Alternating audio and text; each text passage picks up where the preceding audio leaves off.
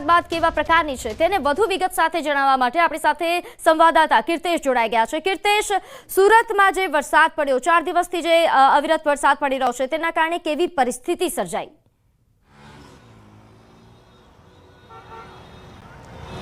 બિલકુલ, સુરતને ગુજરાતનું આર્થિક પાટનગર કહેવામાં આવે છે, પણ આર્થિક પાટનગરની દુર્દશા જઈને તમામ લોકોની ચિંતા વધી છે, કારણ કે સુરત ખૂબસૂરતીમાં દેશમાં નંબર 1 છે, સ્વચ્છતામાં નંબર 1 છે, પણ સુરત હાલ બગડેલી જોવા મળી રહી છે। દ્રશ્યો જોઈ શકાય છે સુરતના પર્વત પાટિયાથી ગોડાદરા જવાનો આ રોડ છે કે જ્યાં વરસાદનો ચોથો દિવસ છે, પહેલો વરસાદનો રાઉન્ડ, ચોથો દિવસ છે, સતત વરસાદ ધીરી ગતિએ વરસી રહ્યો છે અને વરસાદ વચ્ચે કહી શકાય પાણી ભરાયેલા છે। લોકો પાણીમાંથી જીવન જરૂરિયાતની વસ્તુ લેવા નીકળી રહ્યા છે। ખાસ કરીને આ વિસ્તારમાં ટેક્સટાઇલ એટલે કે કાપડ ઉદ્યોગ સાથે જોડાયેલા લોકો રહેતા છે, તે કહી શકાય માલિકો છે, શ્રમિકો છે, કારીગરો છે, તમામ લોકો પોતાના ધંધા રોજગાર જવા માટે આ પાણીમાંથી જીવના જોખમે પસાર થતા જોવા મળી રહ્યા છે। જોકે મહદઅંશે પાણીનું લેવલ થોડું ઉતર્યું હોય તેવું લાગી રહ્યું છે, પણ ફરી એક વખત વરસાદ શરૂ થતાં આ પાણીનું સ્તર વધે તેવી શક્યતાઓ છે। ચોક્કસ 4 કરોડના ખર્ચે મહાનગરપાલિકાએ પ્રી મોન્સૂનની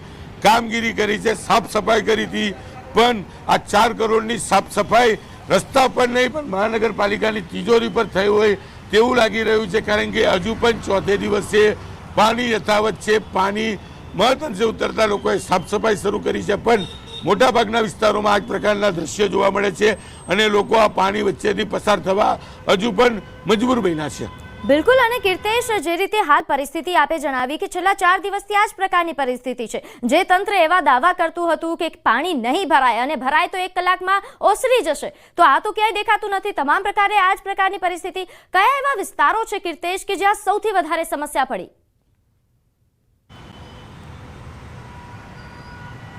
બિલકુલ, મહાનગરપાલિકાએ પ્રી મોન્સૂનની કામગીરી કરી મોટા દાવા કર્યા હતા। 4 કરોડ રૂપિયાનો ખર્ચો પ્રી મોન્સૂનમાં કરવામાં આવ્યો હતો, પણ રોડની સફાઈની જગ્યા પર મહાનગરપાલિકાની તિજોરીમાં ચોક્કસ સફાઈ થઈ ગઈ છે। સુરતનો પર્વત પાટિયા વિસ્તાર હોય, ગોડાદરા હોય, મગોબ હોય, સનિયા અહેમદ હોય, કુંભારિયા હોય, લિંબાયત હોય કે મીઠી ખાડી વિસ્તાર હોય, તમામ વિસ્તારો પ્રભાવિત થયા છે। ખાસ કરીને સુરતનો સરથાના વિસ્તાર, પૂના ગામ, સીમાડા, કહી શકાય વાલક પાટિયા, આ તમામ વિસ્તારો પાણીમાં ગરકાવ હજુ પણ છે ને પાણી ઉતરતા હજુ પણ 24 કલાક જેટલો સમય લાગે તેવી શક્યતાઓ છે। પાણી ઉતર્યા બાદ મહાનગરપાલિકા દ્વારા સાફ સફાઈ અભિયાન શરૂ કરવામાં આવશે, પણ આ જ અભિયાન જો ચોમાસા પહેલાં કર્યું હોત તો કદાચ આવી દુર્દશા સુરતની ચોક્કસપણે ના થાત, પણ જે 4 કરોડ રૂપિયાનો ખર્ચો કરવામાં આવ્યો છે, 4 કરોડની સાફ સફાઈ બતાવવામાં આવેલી છે, તે રસ્તા પર નહીં પણ મહાનગરપાલિકાની તિજોરીમાં કરવામાં આવી હતી, જેને લઈને સુરતની સુરત બગડેલી। બિલકુલ કીર્તેશ, આભાર માહિતી આપવા બદલ। અપડેટ આપનાથી રહેતા રહીશું। તો હાલ જે રીતે સુરતના દ્રશ્યો આપ જોઈ રહ્યા છો, તમામ જગ્યાઓ પર જળબંબાકાર।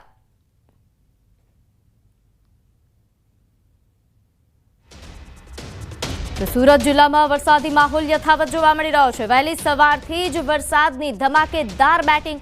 બારડોલીમાં 2 કલાકમાં 3.5 ઇંચ જેટલો વરસાદ નોંધાયો, જ્યારે મહુવા તાલુકામાં પણ 3 ઇંચ જેટલો વરસાદ પડ્યો છે। બારડોલીના ભરવાડવાસ તેમજ આશાપુરા મંદિર નજીક તેમજ રેલવે અંડરપાસમાં પાણી ભરાઈ ગયા।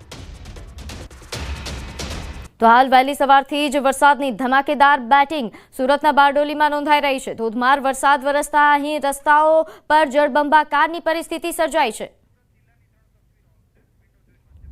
તો હાલ સુરતમાં જે પ્રકારની પરિસ્થિતિ સર્જાઈ છે, સુરતના હાલ બેહાલ થઈ ગયા છે। સુરતની આ 3 તસવીરો, સુરત જુઓ આપ કે જ્યાં જળબંબાકારની પરિસ્થિતિ સર્જાઈ છે। પર્વત પાટિયા વિસ્તાર જુઓ, કીમ વિસ્તાર જુઓ, બારડોલી વિસ્તાર, આ ત્રણેય જગ્યાઓ પર સેમ પરિસ્થિતિ છે, તમામ જગ્યાઓ પર જળબંબાકાર। તો હાલ સવારથી બારડોલીમાં જે પ્રકારની પરિસ્થિતિ સર્જાઈ છે તેને લઈને વધુ વિગત સાથે સંવાદદાતા કેતન જોડાઈ ગયા છે। કેતન, બારડોલીમાં સવારથી કેવો માહોલ? ચોક્કસથી વાત કરું તો સુરત જિલ્લાની અંદર સતત 4 દિવસથી ધોધમાર વરસાદ વરસી રહ્યો છે। ખાસ કરીને બારડોલી સરદાર નગરીની એ હાલ બેહાલ થવા પામ્યા છે। વહેલી સવારે 6 થી 8 વાગ્યા સુધીમાં 3.5 થી 5 ઇંચ વરસાદ બારડોલીમાં ખાબક્યા। રેલવે અંડરપાસ સહિતના ભરવા વરસાદ આશાપુરી માતાના મંદિર વિસ્તારની અંદર વરસાદી પાણી ભરાતા જનજીવન પ્રભાવિત થયું છે।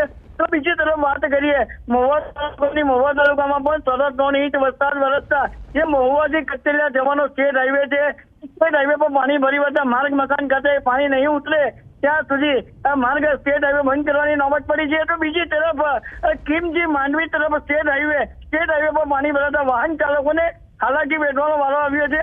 એટલે સમગ્ર સુરત જિલ્લો હાલ જળબંબાકારની સ્થિતિમાં જોવા મળી રહ્યો છે. જી પ્રીતિ. જે આભાર માહિતી આપવા બદલ.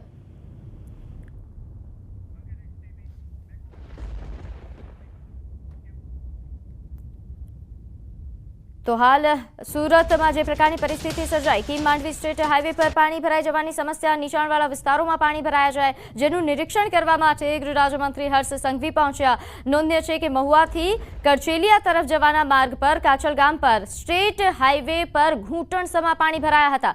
માર્ગ મકાન વિભાગે બેરિકેડ મૂકીને સ્ટેટ હાઈવે પર પાણી ઉતરે ત્યાં સુધી વાહન વ્યવહાર માટે બંધ કર્યો હતો. આ તમામ તંત્રની કામગીરીને લઈને હર્ષ સંઘવી દ્વારા નિરીક્ષણ કરવામાં આવ્યું. વહીવટીતંત્ર અને પોલીસ દ્વારા જે કામગીરી કરાઈ છે તેને લઈને તેમણે નિવેદન પણ આપ્યું. પોલીસ અને મહાનગરપાલિકાની ટીમ દ્વારા વરસાદ પડતાની સાથે જ ઘરો સુધી પહોંચીને સૌ ઉંમરલાયક વડીલોને તથા બાળકોને સુરક્ષિત સ્થળે ખસેડવા જોડે બધી જ માહિતીઓ આપવા માટે જે કામગીરી કરી, એ કામગીરી રાત દિવસ છેલ્લા 2 દિવસથી વહીવટી તંત્ર દ્વારા જે કરવામાં આવી છે એ ખૂબ સારી કામગીરી કરી છે. તો આગળ વાત જળ પ્રહારની.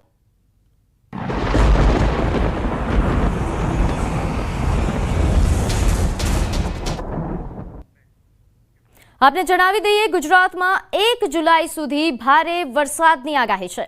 વરસાદ અંગે હવામાન વિભાગની આ મોટી આગાહી. આજે 2 જિલ્લામાં ભારેથી અતિ ભારે વરસાદ થઈ શકે, જેમાં બનાસકાંઠા, પાટણમાં ભારેથી અતિ ભારે વરસાદ થઈ શકે તેવા પ્રકારની આગાહી છે.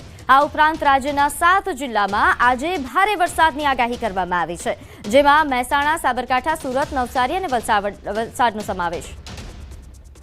सौराष्ट्र और कच्छ के लिए हेवी रेनफॉल का वार्निंग है अगले 26 से लेकर 1 जुलाई तक. इसमें आपका 5 दिन का थंडरस्टॉर्म विथ लाइटनिंग के साथ विंड स्पीड 30 to 40 किलोमीटर प्रति घंटा में रहेगा अगले 5 दिन 25 से लेकर 29 जून तक. अच्छा, एक्सट्रीमली हेवी रेनफॉल का जो वार्निंग दिया गया है, इसमें गुजरात रीजन में जो डिस्ट्रिक्ट आ रहा है मेनली नर्मदा और तापी में आ रहा है.